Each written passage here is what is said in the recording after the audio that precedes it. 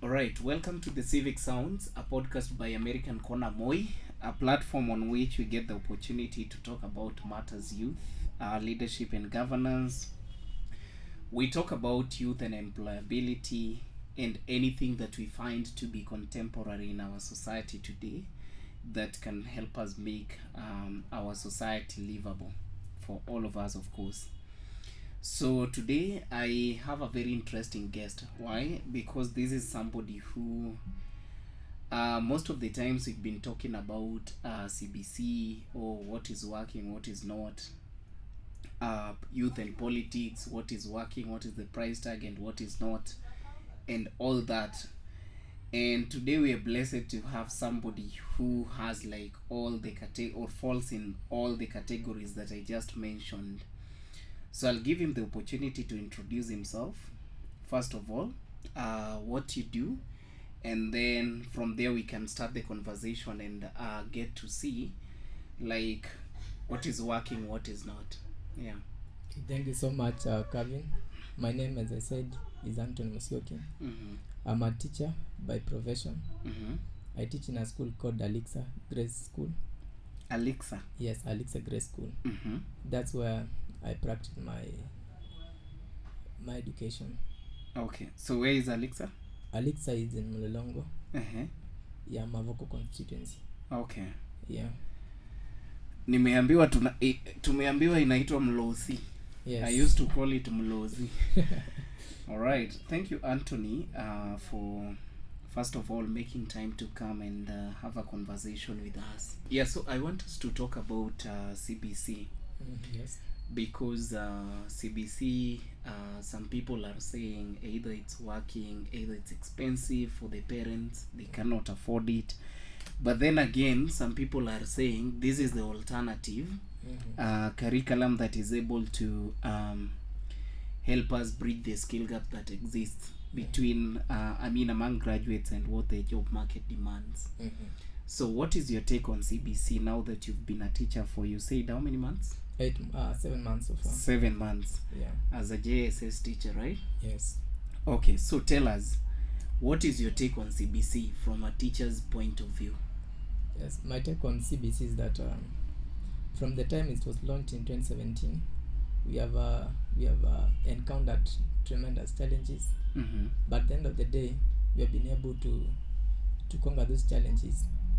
As a teacher, I can say that we have been able we have been able to work with learners and ensure that all these learners, it focuses on what we call a skill. It is a skill-based curriculum. Yeah. So we ensure that learners, those who are talented in different fields. For example, we have learners who are best in sports. We have learners who are best in sciences. We have learners who are best in other fields. Yeah. So, for example, if a learner is best in sports, we ensure that we fully focus to improve that learner, or to ensure that learner really works on his or her talent. Then we have those learners who are best in sciences. We are also helping them to ensure that they progress in their studies. Okay. Yeah. So you are saying with CBC watoto hawatakuwa wakichapwa venye tulikuwa tunachapwa eti umeenda disco matanga, pengine your talent is in dancing. Yes. Yeah, ama pengine unachapwa because you had gone to play football. Maybe some of us would be eating from football, like this guy here. He tells me he used to be good in football. Yeah. So how do you come up with the realization that or maybe how do you assess maybe the strength of a child? Is it you or the parents to do the assessment? You realize that with CBC it's kind of parent-teacher engagement. That's one thing that they use. So we call it parents to school. We have a conversation with them, and then we ask them, what to your learner are best at. So in one way or the other, the parents, they are able to help us to know what to identify. Yes, to identify what the learners are actually talented with. And also in school, you are able to see as a teacher, this learner, when you go to fields, you are able to see this learner is able to play very well. And also, when in class, you are able to notice this learner is fit in a certain field. So you realize you are being helped from CBC, you realize that they're starting from the playgroup. So from that moment, the learner enters to school, or they enroll. is the time that the preschool teachers, the primary teachers, they are able to tell us that from this learner progressing from this grade to another grade, they are based in a certain thing. Okay. Yeah. So as schools, do you guys also maybe perhaps partner with the private sector to say, yes, you've got learners who are good footballers, so maybe you want to partner with the football academies maybe to come and poach or to come and scout from the schools during those activities? Yes, we have a negotiation with some of the organizations. They're asking us that we want them to help us with the. We realize that we also have a problem in our training facilities. So we are in a negotiation with some of the institutes to help us with those training facilities. Okay. And also to help us with to ensure that our learners, they are able to train in time. Okay. Yeah. So let me ask. Yes. And I think I'm mostly interested in this issue of football. Yes. Or maybe games, yeah. So let's assume one learner is good in football. Yes. So, and you've established, and the parents have also ascertained that this kind of learner is good with football. So are you going to reduce class time for this person so that he can have more of field time?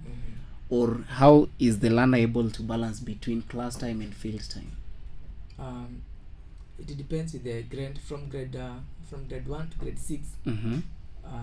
The learner will have time. We have time for games. So we have the whole hour for training them. So as a teacher, you see how you balance it between the class time and also games time. But also because you realize that we have the C1 schools, they're formerly called the national schools. Yeah, and you realize that these facilities, most of them, the football pitches, they're in national schools. When you go to day schools, most of them, they do not have them. So for this learner to qualify to go to C1 schools, they will also need to balance in terms of sports and also in studies. Yeah. So, ngoja. Unajua, some of us, we went to the village schools. So maybe some of these national schools, we just used to hear about them. So you're trying to say that mtoto ana qualify kuenda C1 school at what age? Or from what grade? From grade 9. Direct from grade to 9. Senior high school. Yeah. Okay. To grade 10. So meaning from grade 1 to grade 9, this person or this child, kama hakuna facilities for trainings, he or she is going to deprive for 9 years. Not really, but that's why we're saying as schools, we need to come up with these facilities. Yeah. Even if it's not, they don't practice every day, but at least at some time, they go there, they are trained. Yeah, so that we don't waste learners for 9 years. Okay. 14 years. Okay. Yeah. So in short, you're trying to advise the government to at least invest in infrastructure in schools. Yes. To definitely. be able to facilitate the skill-based learning. It needs it's more practical. So we don't need to talk on a theoretical part of it. Yeah. We need to put infrastructure in place. We hosted someone, I think a few weeks ago. Yes. And alikuwa ametuambia theory is practically useless. Sure. It's useless, honestly. Okay. Yeah. So, wow, this is interesting because there has been that confusion, honestly, between parents and even teachers. Sure. In terms of what CBC, I hear nowadays it's supposed to be called CBE, right? Yeah, CBE. CBE, that is curriculum-based education. Yes. Okay. So there has been that confusion. Some of them do not even personally, by the way, I'm confused. I do not know that after grade 8 what happens, after grade 9 what happens, and all that. So are you trying to say that our system currently looks like the Tanzanian system? Tanzanian system? Maybe you are not familiar with it, Yeah. but in Tanzania I see it's primary, then secondary school, then from secondary school kuna advance, then kuna chuo kikuu. Is that the case? I think our case is more of American. Oh, yes, American. Oh, curriculum. okay. Yeah. Okay. Where we go to. I think it's somewhat similar to Ugandan curriculum system. Yeah. Okay. Now, Antony, Yes. what is the cost of CBC? Because some people have been crying, you know. These are things we've seen in news. Even personally, I know of people who have been saying, "Oh, this system is expensive to the parents." What is the cost of CBC? Is it affordable to the kawaida parent? Honestly, I would say it is quite affordable, especially for the parents who struggle daily to meet their needs. CBC is quite expensive because you realize that it has a lot of projects that needs to be financed. And when as a teacher, when you are doing these projects, you go back and ask parents for this money. So you realize that some of these parents cannot afford this money, and therefore it's quite hard for them.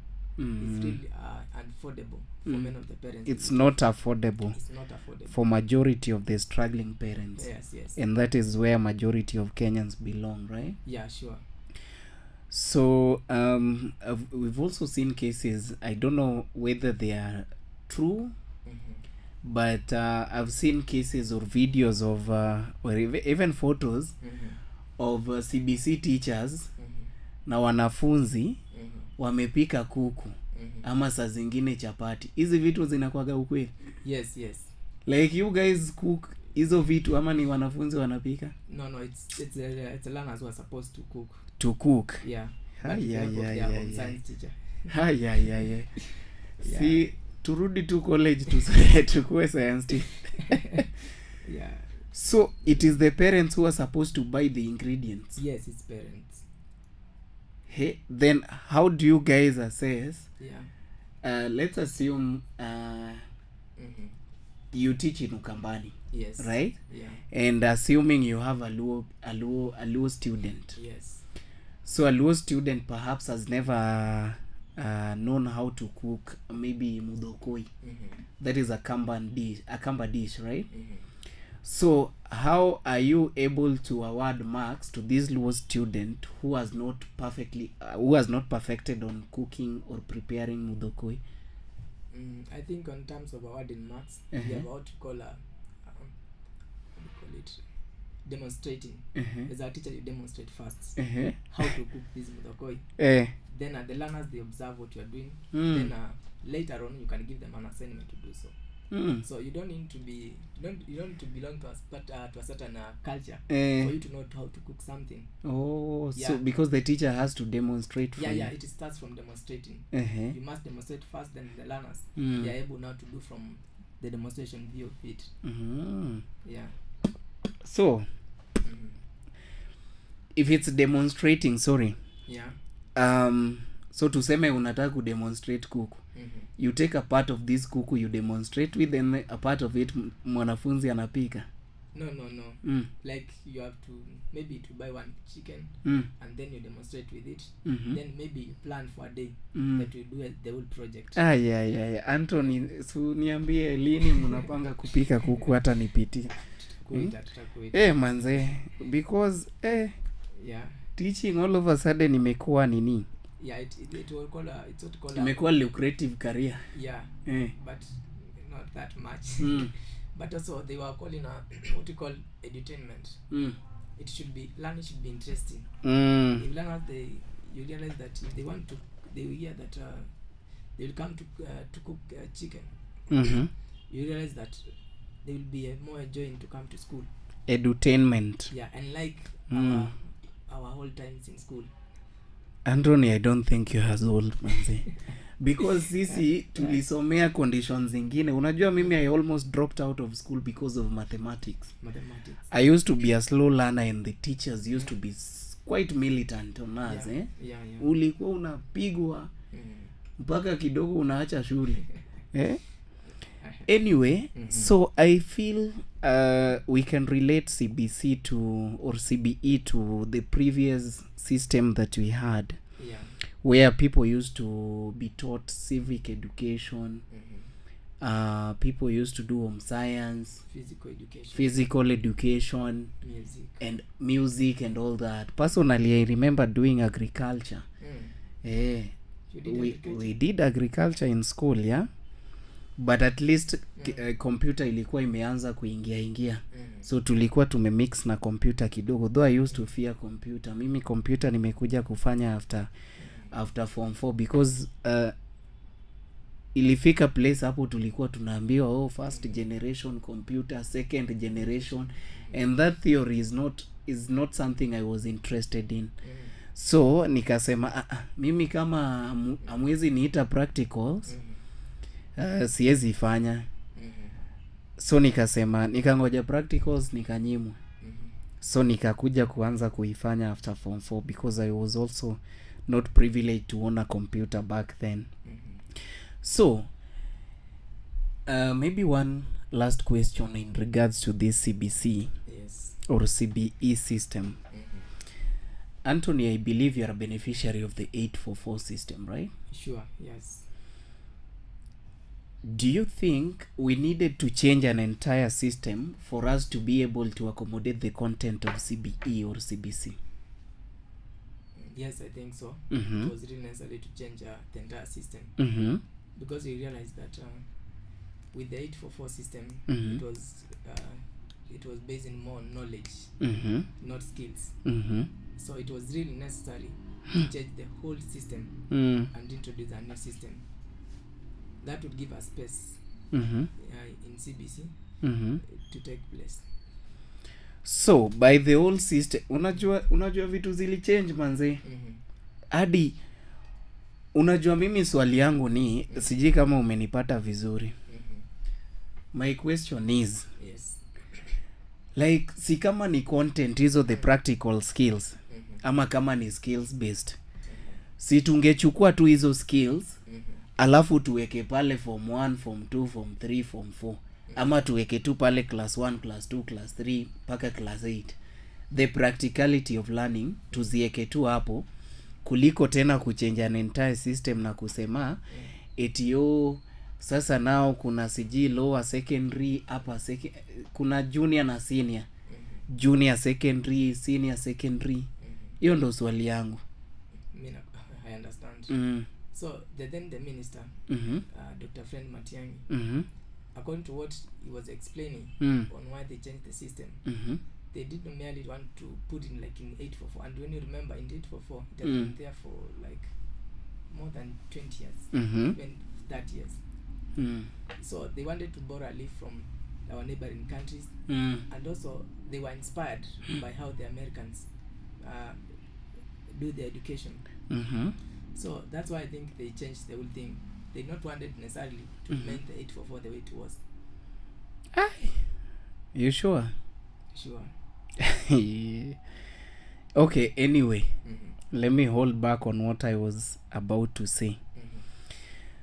So Antony, you are a JSS teacher, has been able to teach for 7 months or has been practicing for 7 months. But I remember in our conversation, you told me that you have political aspirations. Sure, yes. How is that? Tell us briefly about your political aspirations and how you are able to balance. Honestly, from my political aspiration started in the year back in high school, where I used to tell my fellow students. Then one day, your colleague students. Yeah, my colleague students. That one day, God willing, given a chance in this country, I'll be able to exercise my leadership.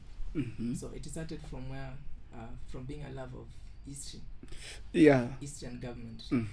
Yeah, so I used to love history so much to a point that it was my favorite subject in high school. So and my teacher same history was one of my favorite. Was actually my second favorite subject after English. Oh, my first one was history. History was my best subject all throughout the high school. So after high school, I went back to the village.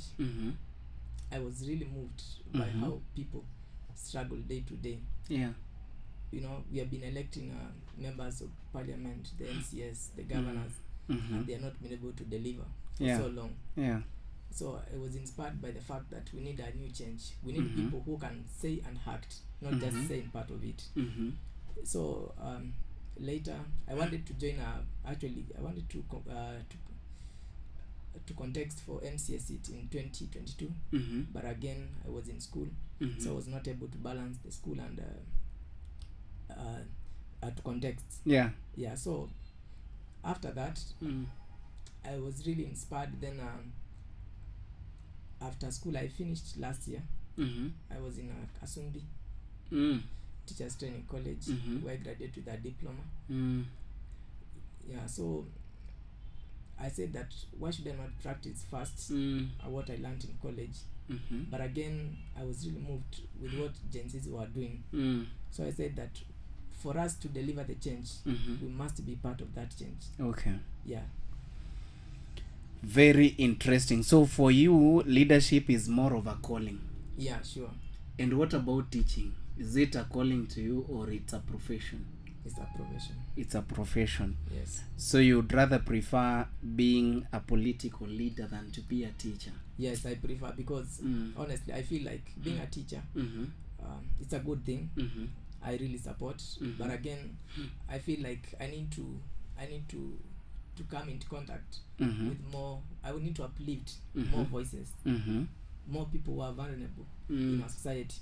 So being a teacher, it places me in a position whereby I cannot be able to reach so many people as I intend to.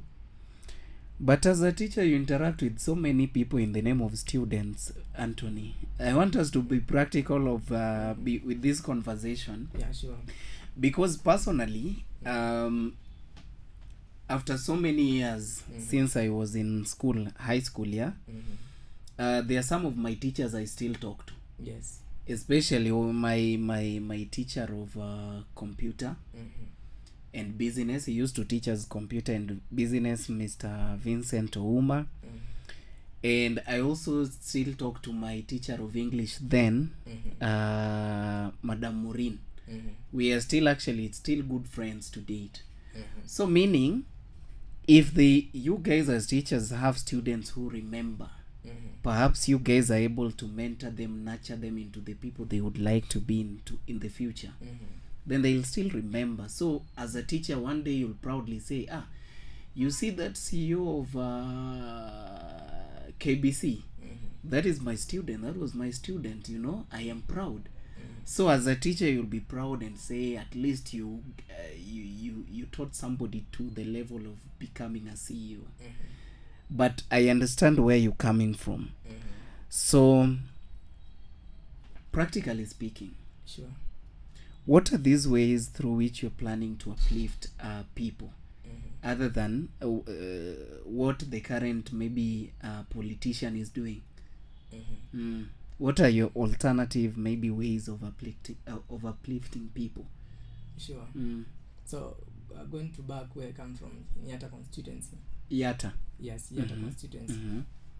I believe that one of the things that we need to do, if I'm given a chance, maybe to lead, one thing that I will do is that to ensure that our young people, when you give a job to a young person, you will have helped so many people in that society. Because there are so many people who depend on these young people. So like where I come from, we have what we call we have these stones that make I don't know how we call it. That makes dust particle. The concrete. I don't know. Oh, the concrete. Yeah. Yeah. So in our area, we have a lot of those stones. So I was intending that if I'm given a chance to lead, I would be able to change those that opportunity to create more jobs to our young people. Yeah. And not that alone. I'm also willing to support education, something that has not been done by previous administrations and even the current administration. We have so many learners. So how are you planning to support education? Of course, through bursaries, through creating through aligning with my fellow. So the current leadership doesn't give bursaries. And I want us to, I'm not being hard on you. I just want us to be practical, because as young people, if at all we want to offer that alternative, indeed, then we have to be practical about the solutions, Antony. It's true. I hope you understand. I understand. Na sieti na kupiga. No. Mimi natoka Migori County, Nyatike constituency. So Yatta, Migori, tofauti sana, but I want us to at least be practical with the solutions that we are able to provide as an alternative to what is currently there. So you've talked about bursary. Yes. Currently the bursary conversation is ongoing, where some people are proposing that we should do away with CDF Yes. and take that money to be to the counties. And then there is another faction that is saying that it is through the bursaries that we are able to reach more children in terms of supporting them with education. So you as Antony, what are some of the better ways or better methods or strategies that you're going to employ or deploy to ensure that at least this bursary or the CDF fund is doing what it was intended to do? And also, as you respond to that, I want you also to tell me, because one of the issues that the Gen Zs have been challenging is that MPs should focus on their job. And we all know that even constitutionally, CDF is not supposed to be the job of an MP. The job an MP is supposed to be legislation. So you tell me, like, if by saying that you still need the CDF to continue, you're saying that you're okay with the member of parliament not being able to focus on his or her job. How does that affect the job? No, it affects the job because now, I don't know how it affects, but this is my point of view. It's like you're doing something that you're not constitutionally mandated to do. Yes, that is the only way that it affects the job. Otherwise, other than that, if the money is doing what was intended for it to do, then that's okay. Yeah. So according to me, the issue on bursaries, you realize that the practical part of it is that we, for the longest time, we do not have what we call accountability. And what we can do is very simple. I put a team whereby we can ensure that we sort out this issue of people who are unable to, when you give out bursaries, like last Saturday, I went to listen to one of my supporters in Katangi ward, and that they were crying out that the MP, the MCA, he was given only 6,000 shillings and he's supposed to pay school fees. He's learning somewhere in Kiambu. So you can imagine with 6,000 shillings, how much can that accommodate? So the part that they have failed us is the part of bursary. They are there, the money is there, the money is awarded, but the way it is distributed, that's the problem. How do you know, how can you give a bursary to someone who is able? Yes. So we need to I will come up with a team that will ensure first accountability is ensured. Because you realize that if we give money to someone who is very able to support themselves, then we deny that money to a child of a poor parent. Then we deny them an opportunity to access education, which is a right to every child.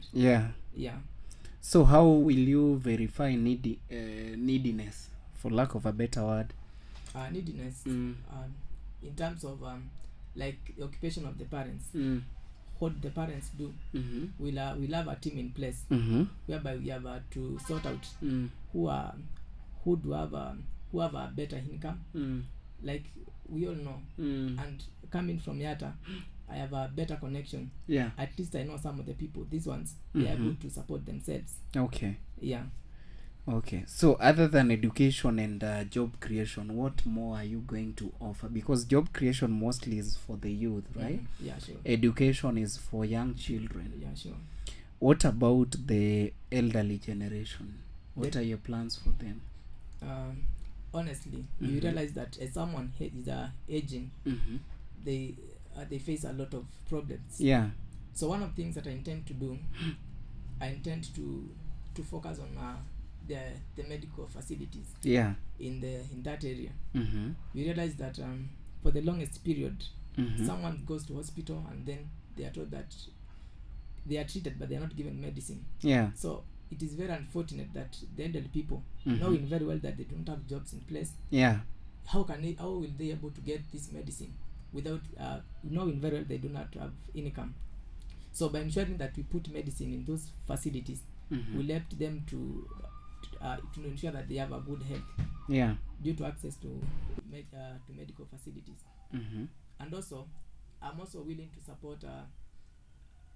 support them in terms of their businesses. Realize that most of these businesses are conducted by the old men and women.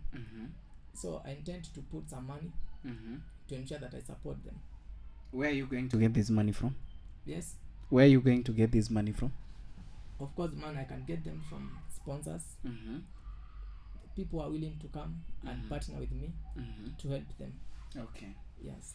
So what I would like you to do, and this is a challenge that I give to many young people. Yes. Is that we try to have this is just a piece of advice. Yes. Yeah, it's not a command. No I don't have the right to command you. But you see, all those things that you're talking about, can you start doing them before you even say that you're going to vie? Yes. Because most of the times I think the way through which politicians have been able to dupe us is by saying, I will. Yes. We want to see what you've been able to do before we gave you that opportunity, or even before you declared that you want the opportunity. Sure. Yeah, so talking about that, what does it cost for someone, a young person like yourself, to be in to the political scene? Is it costly? Is it affordable? What are some of the challenges? Honestly, let me be honest.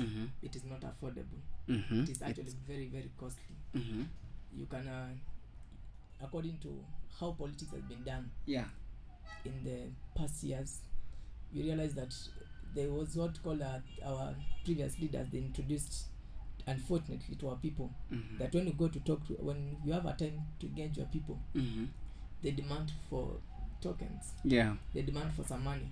So you realize that for the longest time, you go to talk to people and then they demand money from you. And then owing to the fact that as young people, we have not accumulated as much. Bado hatuna pesa. Hata sisi wenyewe bado tunatafuta kujijenga. Ni kweli. Hatuna pesa. So challenge kubwa zaidi ni pesa, na kitu kingine pia, we realize that for the longest time tumekuwa na, we have been having the elder people ruling as having them as the ruling class. So having come in as young people, there's what we call they demean us. They demean us in a way. So you'll find that it is very difficult when you go to maybe to a crowd or to a gathering, and then you're trying to address them. They see you as a young person with no idea what society actually needs. But that's not true. That's not true. We have gone to school, we have learned, and we are able to use what we learned in school to give back to society. But then again, I don't think maybe I don't think they are entirely wrong on us. Yeah, sure. Because I think what they are trying to say or tell us indirectly is that we need to capacity build. Because let me tell you, Antony, and maybe hauna familia, si ndio? Ni kweli. When you join politics and then you hear what the politician or what people will say about you, if you don't have emotional intelligence, utoboi ndugu wangu. You will walk out. Hautatoboa. Ni kweli. Utapatikana ukilia. Ni kweli. So unaulizwa, what are you crying? What my opponent said about me. So I think even as we look to have young people take up the political positions, I think some of these skills are things that we need to do in the process of capacity building to be able and to be ready to take up the mantle from the elderly or from the older generation of leaders. And now, Antony, as we come to the conclusion of this conversation, what can you tell to that young person who perhaps have a similar ambition as yourself? One thing that I can tell them is that please don't give up. In this life, we have to try out things, and then definitely are going to work for us. we are going to change this country. And what we said that, and we are very clear on what we need. We want to be not just saying that we need a change. Why can't we be part of that change? Change starts with me and young people. So anyone out there, I want to encourage them, please step up. We can do this. Okay, We are very able. okay. Yes. Well, asante sana Antony for coming over, Welcome. at least to share with us perhaps the experiences with of course CBC, and even in the political scene, like what does it take for somebody to dream of becoming a politician in this country. Yes. And I think mine is just to wish you all the best, of course, with your teaching practice. Thank you. And with your political ambitions. You know, someday when we meet there, maybe you'll be like, Cavin, you remember I told you this a few years back that I'll be here. Sure. Yeah, so mine is just to wish you all the best, and to any young person who has ambitions out there, maybe to join politics or maybe to start a business, whatever it is that you'd like to do. Just as Antony has been able to tell us, you know, never give up, never take a bow. If you have the vision, you have the resources. I know sometimes we think about resources as being financial only. Sure. Sometimes even human resource or even human capital is very, very important. The resource of time and energy, that thing is very, very important. Use the time that you have, Yes. the energy and the knowledge that you have, the skills that you have, to at least empower a person or to impact a life or two. And that way, if you do that consistently, people will never forget about the impact you've had on their life. So thank you so much. My name is Cavin Apodo, and this is Civic Sounds, a podcast by American Connor Moy. I'll be able to see you guys in the next episode. And that was our time with Antony. Thank you.